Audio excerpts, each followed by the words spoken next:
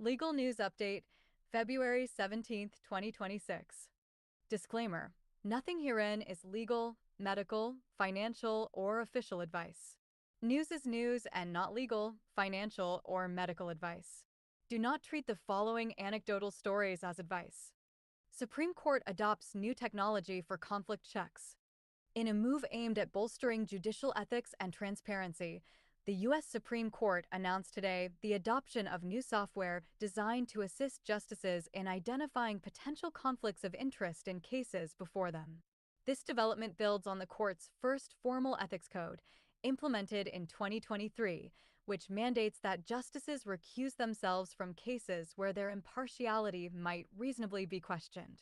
Historically, Supreme Court justices have independently decided on recusals without an enforcement mechanism, relying on personal reviews of case details against their own financial, familial, or professional ties. Reuters.com. The new technology, developed internally by the court's IT office and staff, automates recusal checks by cross-referencing data from justices' offices, such as financial holdings or relationships, with information about parties and lawyers in pending disputes. It complements, rather than replaces, the justice's manual procedures.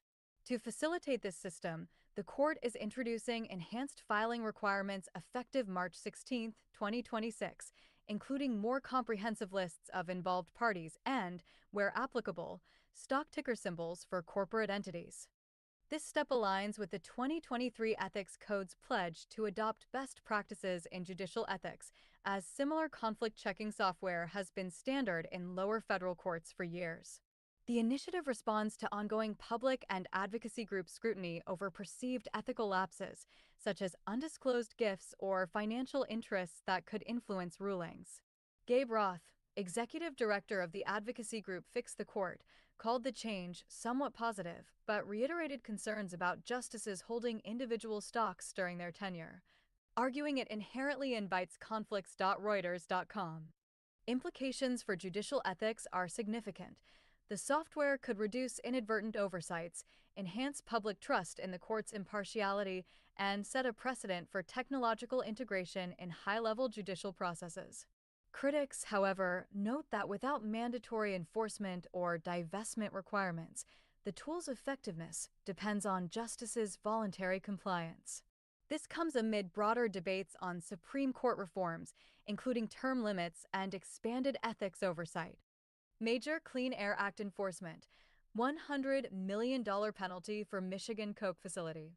The U.S. District Court for the Eastern District of Michigan issued a landmark ruling today, ordering DTE Energy Company and its subsidiaries, DTE Energy Resources LLC, DTE Energy Services Incorporated, and ES Coke Battery LLC, to pay a $100 million civil penalty for Clean Air Act violations at their ES Coke facility on Zug Island in River Rouge, Michigan.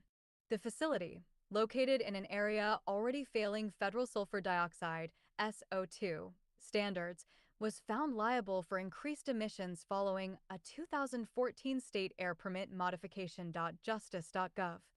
Court findings detailed that post-2014 SO2 emissions surged, exceeding 3,200 tons in 2018 against a permitted baseline of under 2,100 tons annually.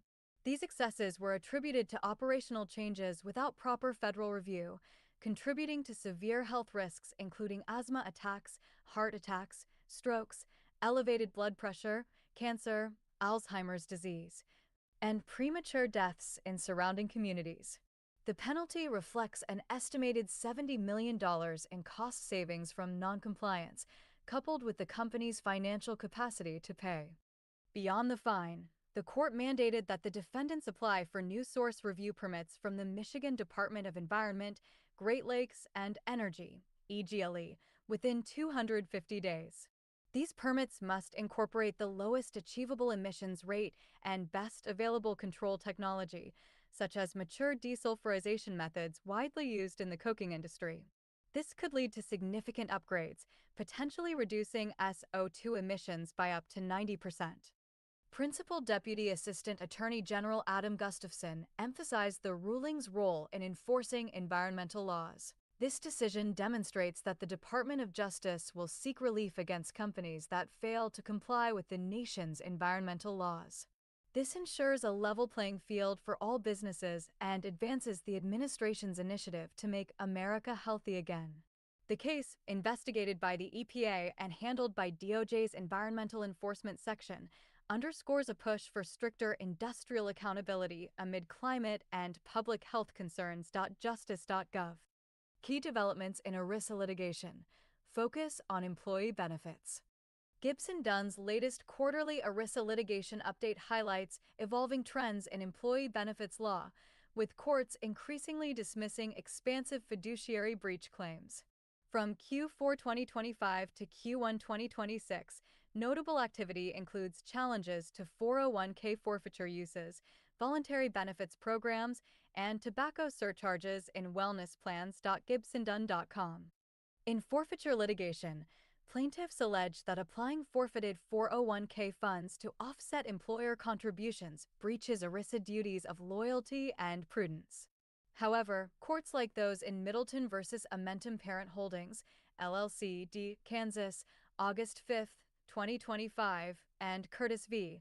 Amazon.com Services LLC, WD Washington, January 16, 2026, have dismissed such claims, ruling that ERISA does not mandate maximizing benefits beyond plan terms or prohibit compliant practices under Treasury regulations.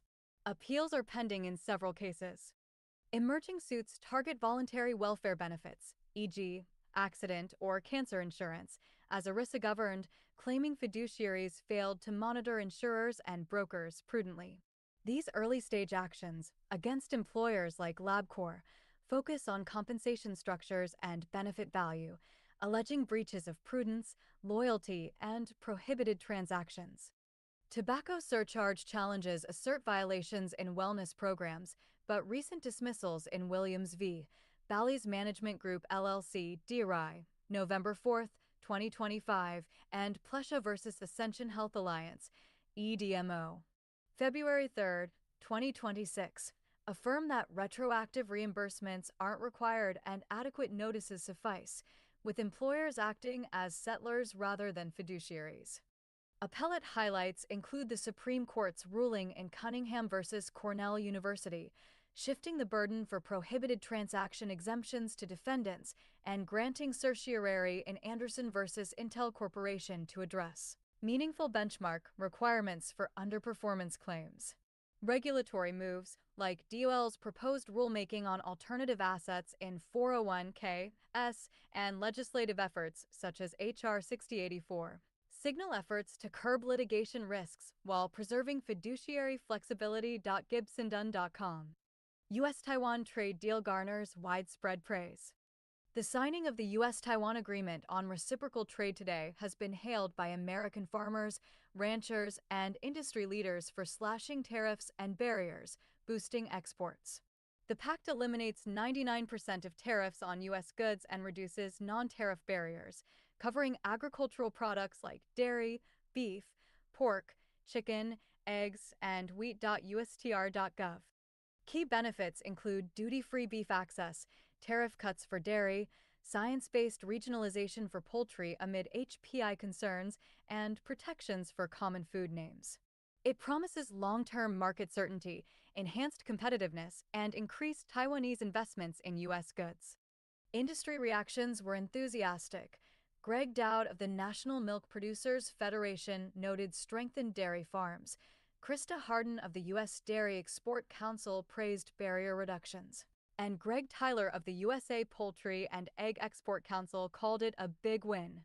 Political support came from figures like Representative John Molinar, emphasizing job creation. Media coverage reflected optimism, with headlines from AP, Reuters, and Bloomberg touting tariff cuts and boosted U.S. purchases. This deal strengthens U.S.-Taiwan economic ties amid geopolitical tensions. USTR.gov. Video elements. Tags. Hashtag legal news, hashtag Supreme Court, hashtag Clean Air Act, hashtag ERISA, hashtag U.S.-Taiwan trade, hashtag judicial ethics, hashtag environmental law, hashtag employee benefits, hashtag trade agreement, hashtag February 2026.